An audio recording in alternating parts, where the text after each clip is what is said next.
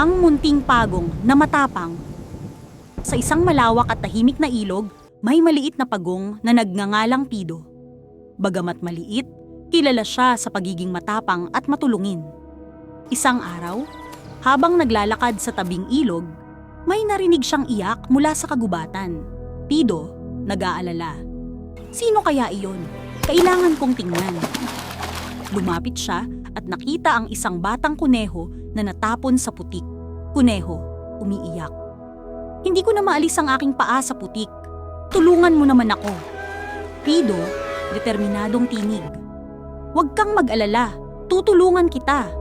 Gamit ang kanyang matibay na katawan, dahan-dahan niyang inalis ang kuneho sa putik. Kuneho, masaya. Salamat, Pido! Kung hindi dahil sa'yo, hindi ko makakalabas.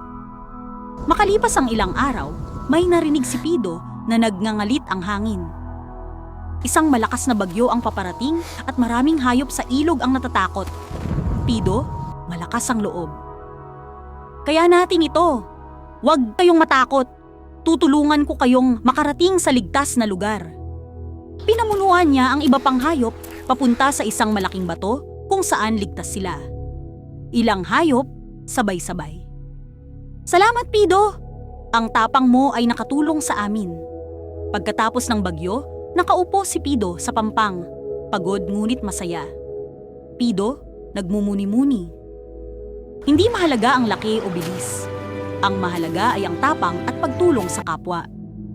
Mula noon, kinilala si Pido bilang ang munting pagong na matapang. At marami ang humahanga sa kanyang kabutihan at lakas ng loob. Aral ng kwento. Ang tunay na tapang ay hindi nasusukat sa laki o lakas, kundi sa puso at kabutihang handang tumulong sa iba kahit sa harap ng panganib. Para updated ka sa mga istorya na aming ilalabas, huwag kalimutan ang subscribe.